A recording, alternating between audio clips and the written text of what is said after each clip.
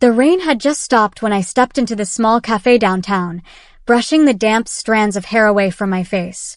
I wasn't supposed to be there, at least, not that night. My friends had canceled our plans, leaving me restless and unwilling to go home. The cafe lights glowed warm against the wet pavement, promising comfort. I had no idea that stepping inside would change everything. The air smelled of roasted coffee beans and vanilla pastries, a softness that made me breathe easier. I found a corner table, pulled out a book, and tried to pretend I wasn't staring at the world moving outside the window. And then she walked in. She wasn't the kind of woman you could overlook. Her presence demanded the room's attention even if she didn't ask for it. Her hair fell in loose, dark waves against her jacket, and her eyes caught the light like glass holding fire.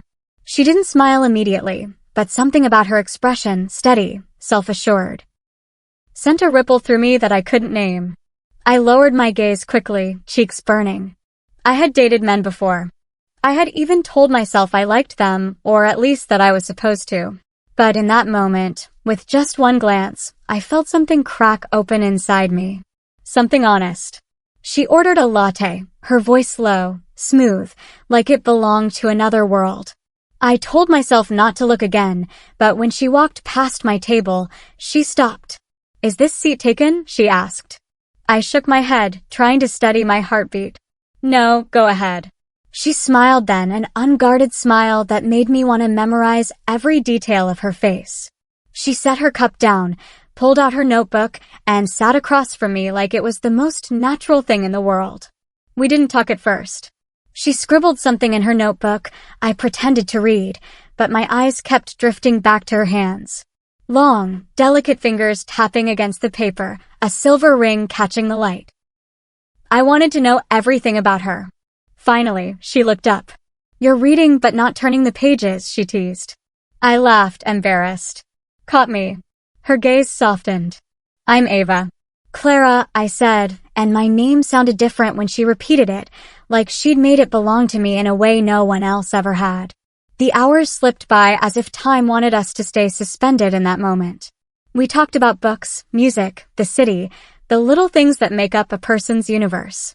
With every word, I felt myself falling, though I hadn't realized into what just yet. When the cafe announced closing time, neither of us wanted to leave. Ava tilted her head, a mischievous glint in her eye. "Walk with me." Outside, the air was cool and damp, and the streetlights glistened on the wet asphalt. I walked beside her, closer than I meant to, close enough that our arms brushed now and then, sending sparks racing through me. She talked about traveling, about chasing moments that felt alive, and I wanted to follow her anywhere. At the end of the street, her eyes searched mine, and in them I saw the reflection of something I'd been denying for years.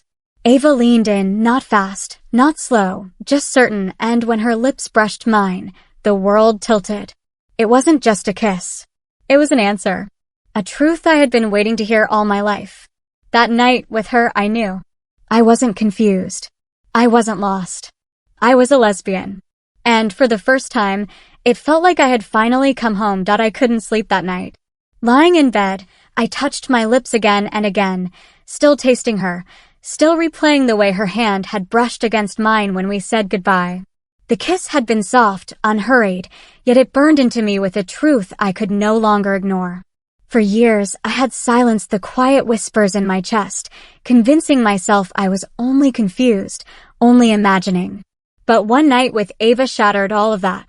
The next morning, I woke up restless. My phone buzzed, and for a second, I hoped it was her. When I finally saw the screen light up with her name, my heart nearly jumped out of my chest. "Had a great time last night. Want to meet again?" I didn't even hesitate. "Yes." We met that evening at a park near the river. It wasn't crowded, just a few joggers and couples scattered on benches. She was already there when I arrived, sitting cross-legged on the grass with a paperback in her lap. She looked up when she saw me, and that smile, the one that had made me melt the night before, returned, brighter this time. "I brought coffee," she said, handing me a cup as I sat beside her. I thought it was fitting. We both laughed, and the sound felt like something secret we shared with the world. The sun dipped lower as we talked, painting the sky with pink and orange streaks. I wanted to know everything about her, what made her laugh, what kept her up at night, what her dreams looked like when no one else was watching. She told me about her love for photography, how she wandered the city with her old camera to capture moments people forget to notice. Like this one, she said suddenly, pointing at the light bouncing off the water. She tilted her head toward me. Or like us. Her words made my chest tighten. Us. It wasn't just me, wasn't just wishful thinking. There was something real between us. As the evening grew cooler, she leaned back on her hands, her knee brushing mine. That small touch, so casual yet electric, left me trembling inside.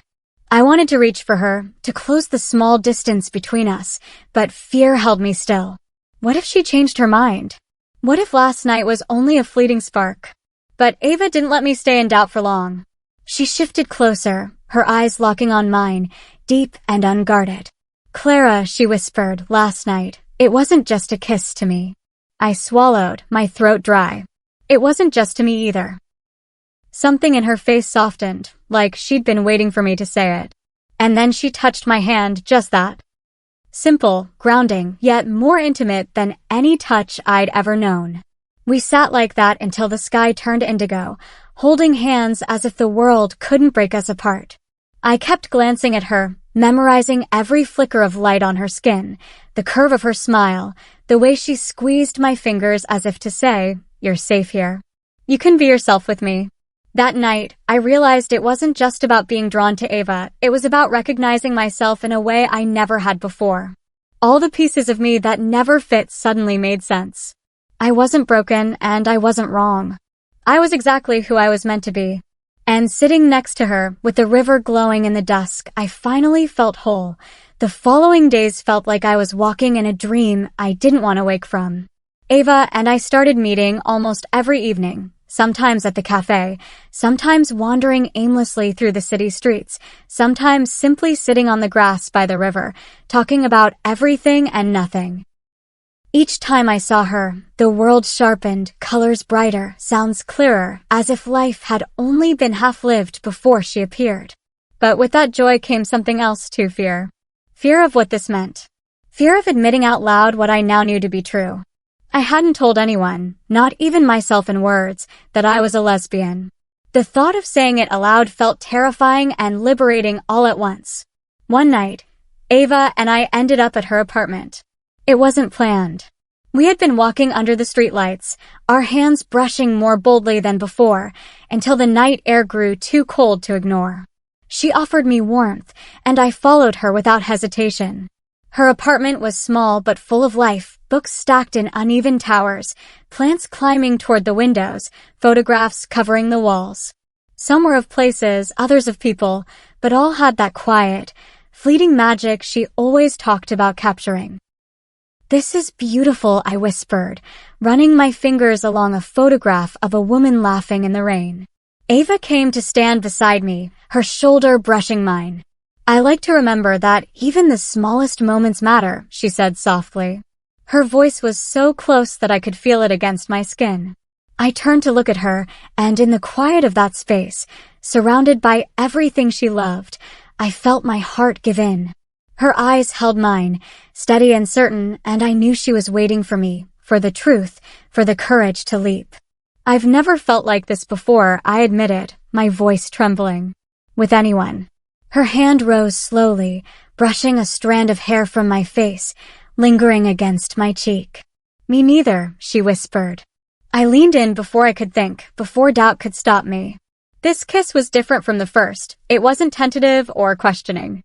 It was deep, full of hunger and certainty, the kind of kiss that leaves no space for denial. My hands found their way around her waist, pulling her closer, and for the first time in my life, I felt like I was exactly where I belonged.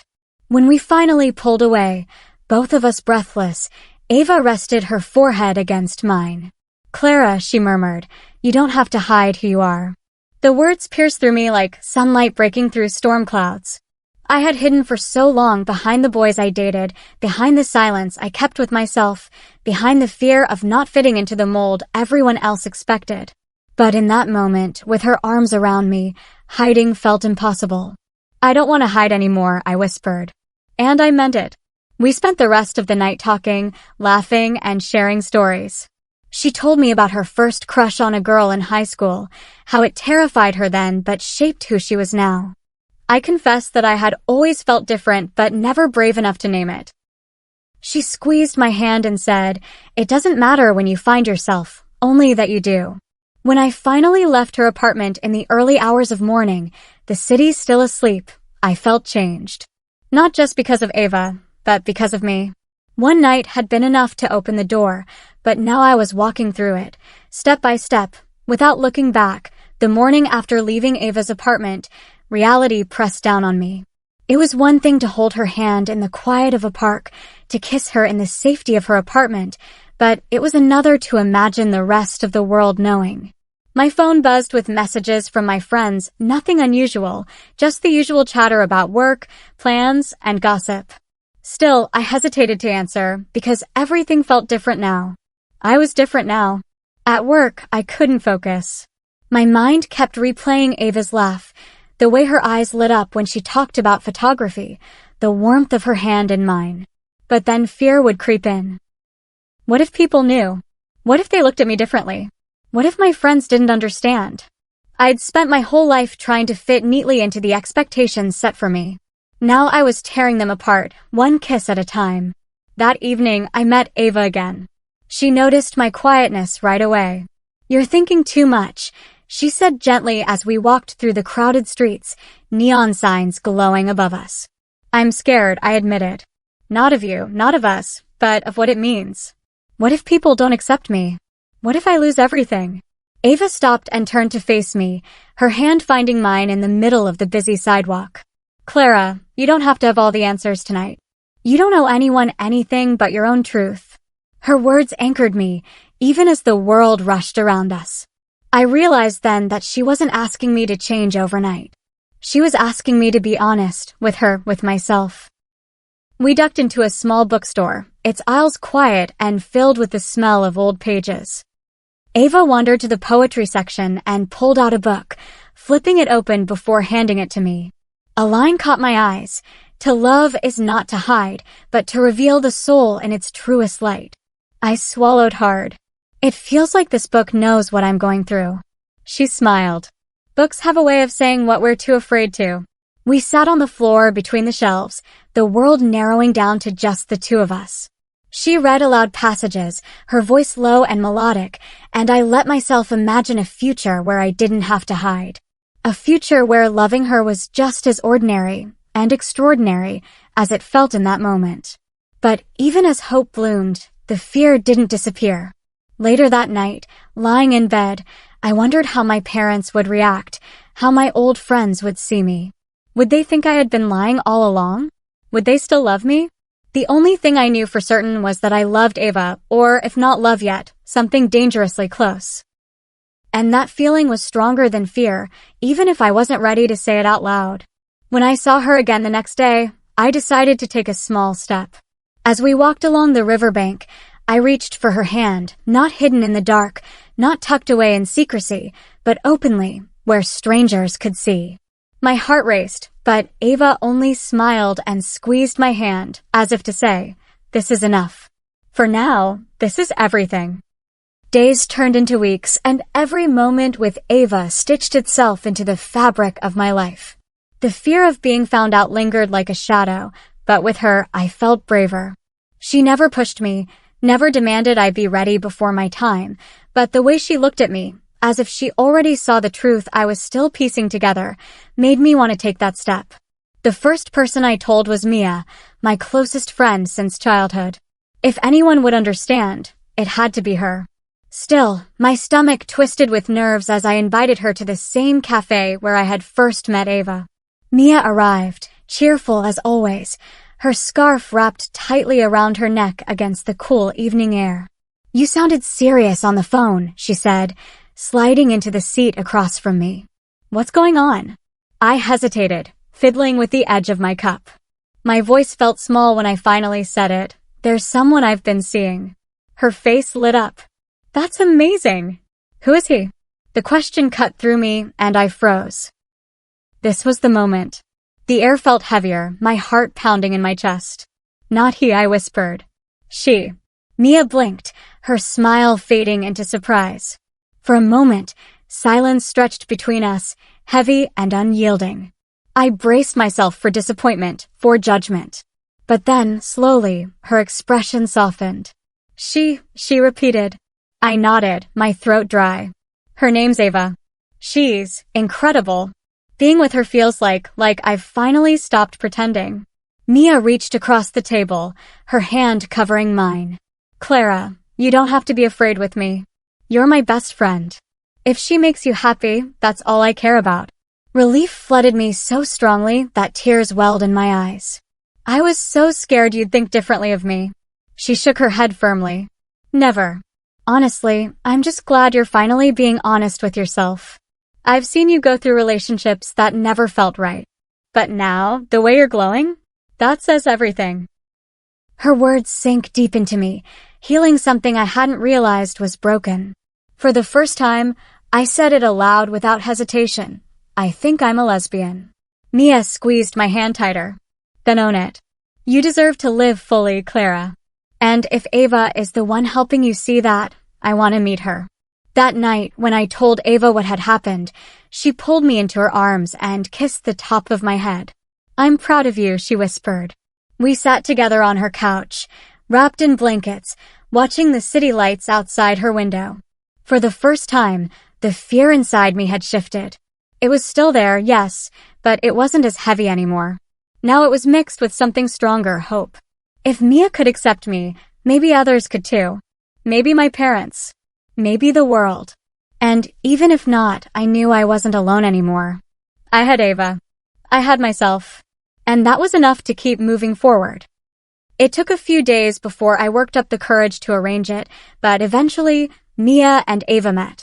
We chose the same cafe that seemed to thread through every important part of my story, as if it had been waiting for these moments all along. I arrived first with Ava, my nerves buzzing like electricity under my skin. She wore her favorite leather jacket, her dark hair falling in loose waves, a quiet confidence in her stride.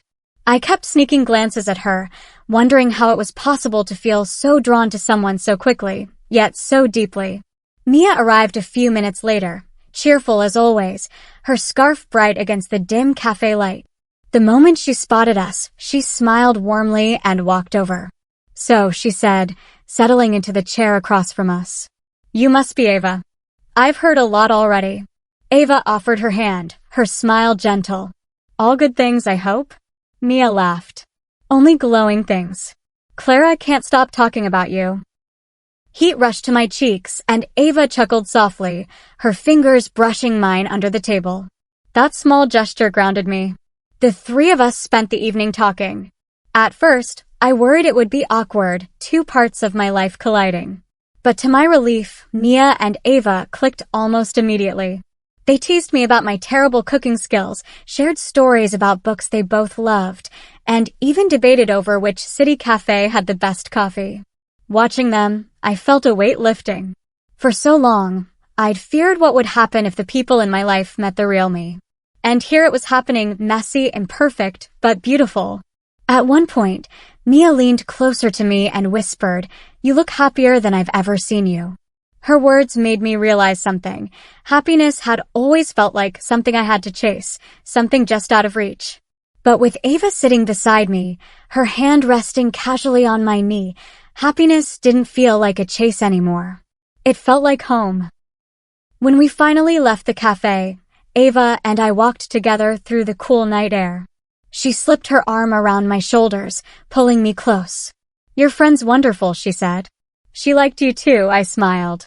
I was so nervous, but it felt natural. Ava stopped, turning me gently to face her under the glow of a street lamp. "That's because it is natural, Clara. Us. This. You don't have to apologize for being who you are." Her words sank into me like a promise. I leaned into her, resting my head against her chest, listening to the steady rhythm of her heartbeat. For the first time, I didn't feel like I was standing between two worlds. I felt like I was building one where both could exist together. Later, when I got home, Mia texted me. She's special. Hold on to her. I stared at the message, smiling until my cheeks hurt. Ava was special. But what mattered even more was the realization that maybe, just maybe, I was special too, for being brave enough to step into myself fully. That night, as I fell asleep, I didn't feel afraid of the future. For once, I felt ready for it. Telling Mia had been a relief, like opening a window in a room I'd been suffocating in for years. But telling my parents, that was an entirely different storm. The thought of it haunted me every time I saw Ava, every time I imagined a future with her. Could I share her openly with the people who had shaped my life? Or would they see me as someone different, someone unfamiliar? One Sunday afternoon, I visited my parents. The house smelled of rosemary and baked bread, the familiar comfort of my childhood. My mother hummed softly in the kitchen while my father read the newspaper in his favorite chair. Everything looked exactly the same, but inside me, everything was changing. At dinner, I could barely eat. My fork scraped against the plate while I rehearsed words in my head. There's someone in my life. Her name is Ava. But the words stuck in my throat, heavy and sharp. Is something on your mind, Clara? My mother asked gently, noticing my silence. I forced a smile. Just work stuff. Nothing important. But it was important. Every time I swallowed the truth, it hurt more. I wanted Ava to be part of this world too, not just hidden away in secret corners of my life. That night, when I returned to Ava's apartment, she noticed my tension immediately. We sat on the couch, her hand resting lightly on mine, patient as always. You went to your parents today, she said softly. Did you tell them? I shook my head, tears prickling at the corners of my eyes. I wanted to, but I was terrified. What if they don't accept me? What if they think less of me? What if I lose them? Ava turned toward me, cupping my face in her hands. Clara, I can't promise you it'll be easy. But I can promise you this, you won't face it alone. You'll have me. Always. Her words steadied me, though fear still lingered. I leaned into her, letting her lips brush my forehead and whispered, I'm not ready yet. But I want to be. Over the next week, I thought constantly about it. Every text from my mother, every casual phone call from my father reminded me that a wall stood between us. I wanted them to know me, not the version I'd carefully built for years, but the real me. The woman who laughed with Ava until her sides hurt, who held her hand without shame, who kissed her like she'd been waiting a lifetime. One evening, I called Mia. How did you know it was the right time to tell your family things about yourself? I asked. She was quiet for a moment before saying, There's never a perfect time, Clara. There's only your truth and the moment you decide to trust it. They love you. And love doesn't disappear just because the picture changes. Her words stayed with me. Maybe there was no perfect moment. Maybe there was only courage. The next weekend, I decided I would try.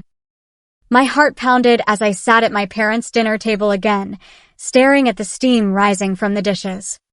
The silence that followed my words was heavier than anything I'd ever known. My mother's fork hovered in the air, forgotten, while my father set down his glass with a faint clink. For a moment, no one breathed.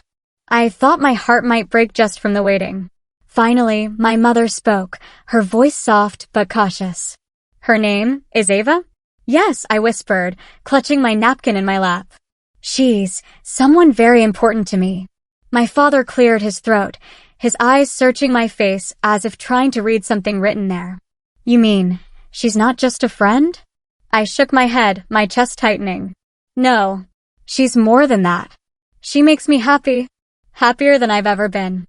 The words hung between us, fragile and terrifying, but also liberating. For the first time, I had said it aloud to them without hiding. My mother's eyes softened, though worry lingered there. Clara, we love you. That will never change. But this is unexpected. I know, I admitted quickly. I never said anything before because I was afraid. But I don't want to hide anymore. Not from you.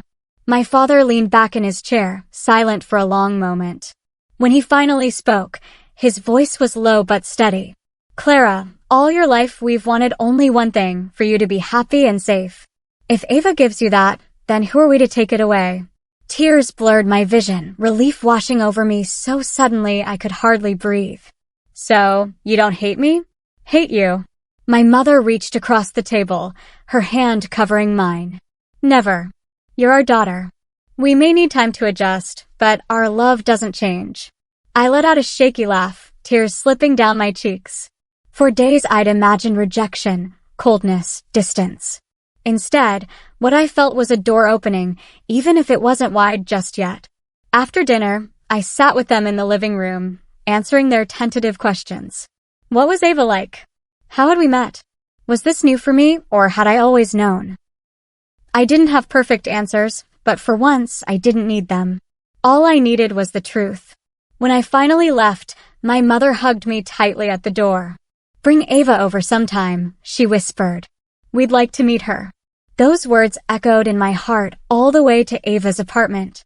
When I saw her, I rushed into her arms, breathless with emotion. They know, I said, my voice breaking with relief. I told them about you. And they didn't push me away. They want to meet you. Ava held me close, her arms strong around me. I'm so proud of you, Clara. She kissed my temple, her breath warm against my skin. You're braver than you think. That night, curled up together under the blankets, I realized something important. Coming out wasn't a single moment. It was a journey, filled with fear and hope, setbacks and triumphs. But I wasn't walking it alone anymore. I had Ava. I had Mia. And now I still had my parents. For the first time in my life, the weight of hiding was gone. I felt lighter, freer. The following Saturday, Ava stood in front of my parents' house with a nervous smile, clutching a small bouquet of fresh lilies. She looked effortlessly beautiful, her dark hair tucked behind her ear, her usual confidence softened by a hint of vulnerability. I squeezed her hand, sensing her nerves. They're going to love you, I whispered, though I wasn't entirely sure myself. But I needed her to believe it.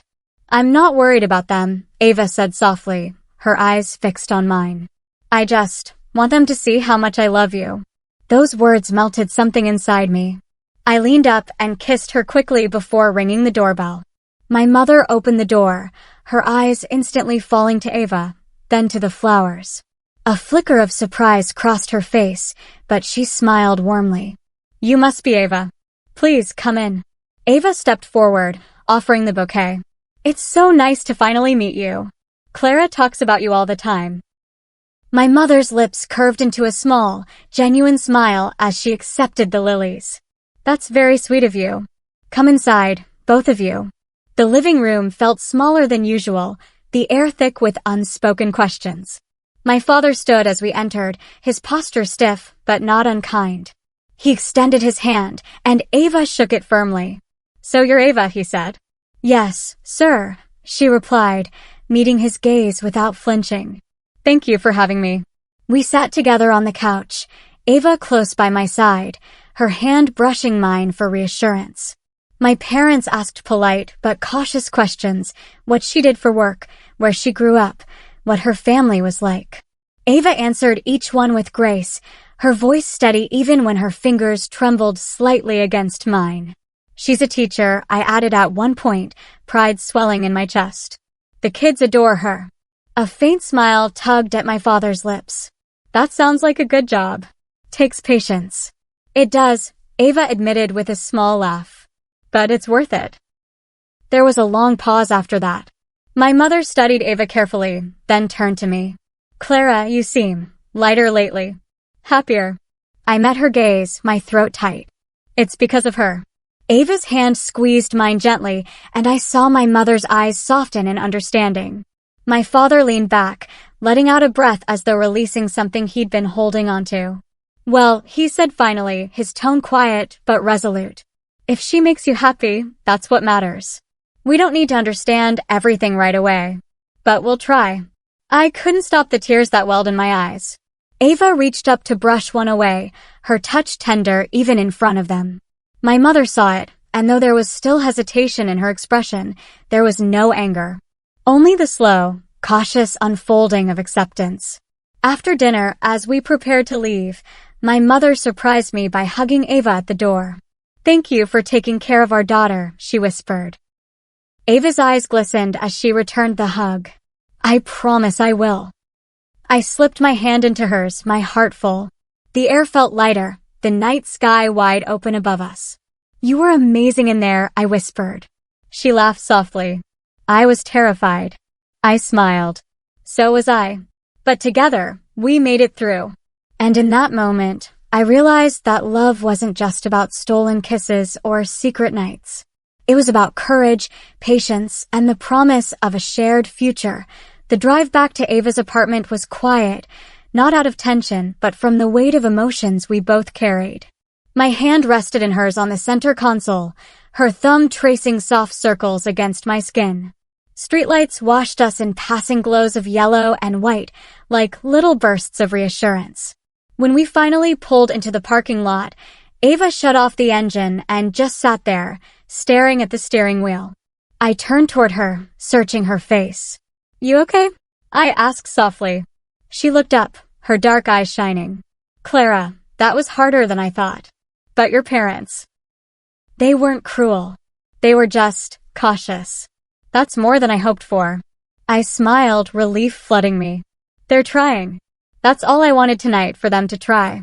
And you were so brave, Ava. I've never loved you more than I do right now. Her lips parted as if my words had stolen her breath. She leaned over and kissed me gently, her hand cradling the back of my neck. It wasn't the fiery urgency we often shared. It was slow, grounding, full of promise. When we finally pulled away, she whispered, Do you ever think about the future? Us? Where this is going? Her question lingered in the small space of the car, heavy and hopeful. I felt my heartbeat quicken. I think about it all the time, I admitted. I picture us living together, cooking dinner, maybe adopting a dog.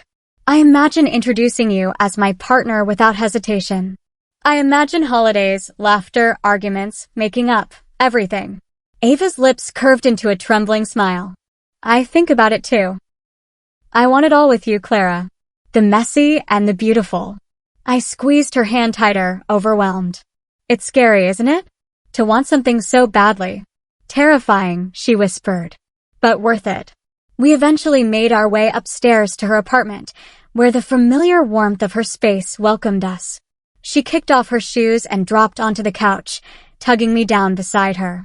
The city hummed faintly outside, but inside, it was just us. We curled up together, her arm wrapped around me, my head resting against her chest. The steady rhythm of her heartbeat was like a lullaby, grounding me in the moment. Tonight felt like a step forward, I murmured. It was, Ava agreed. It wasn't perfect, but it was real. And real is what matters. Silence stretched, comfortable and unhurried. Then Ava spoke again, her voice hesitant. Clara, would you ever want to move in with me? I lifted my head, surprised. Her eyes searched mine, uncertain but full of longing. You mean like, soon? I asked. Not tomorrow, she laughed nervously. But maybe in a few months. I hate the thought of you going home at night when I want to fall asleep next to you every day. I want a life where you're not just visiting, but staying. My heart swelled so much it hurt. I cupped her cheek, my thumb brushing against her soft skin. Yes, I whispered. Yes, I want that too. More than anything. The relief that washed over her face was radiant. She pulled me into her arms, kissing me with a passion that burned away all doubts. And in that moment, I realized this wasn't just a story of one night that changed everything. It was the beginning of a life we would build together, brick by brick, kiss by kiss. The weeks after that night felt like a dream stitched into reality. What began as shy talks of someday quickly transformed into cardboard boxes, late-night packing sessions, and laughter spilling across rooms filled with half-packed memories. Ava came over to help me sort through my things, and soon her sweaters and mugs had claimed space in my world, just as mine crept into hers. One Saturday morning, as sunlight streamed across my room, Ava tugged a box labeled books toward her. She glanced up at me, smirking. You do realize you own enough novels to start a small library, right? I grinned. And you'll love every single one when I force you to read them aloud to me. Her laughter filled the air, easy and bright, the sound of home. By the end of that month, I was standing in Ava's apartment, our apartment now, unpacking the last of my things. A framed photo of us from a weekend trip slid onto the shelf above the couch. I stepped back and took it all in, the mixture of her earthy colors and my lighter tones blending together. It wasn't perfect, but it was us. Later that evening, we sat cross-legged on the floor surrounded by empty boxes and takeout containers. The city hummed outside the window, and Ava reached for my hand. "Clara," she said softly, "do you ever think about how this all started?" Just one night. One night we kissed, and everything changed. I nodded, my chest tightening with emotion. I think about it every day.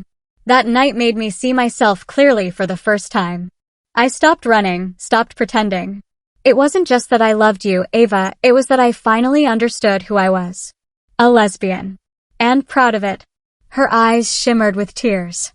And you've made me feel like I can be fully myself too. Not hiding, not apologizing. Just loving. We leaned into each other, foreheads pressed together, breaths mingling. In the glow of that moment, I realized the truth. I hadn't just discovered my identity. I discovered a life worth building, a love worth protecting.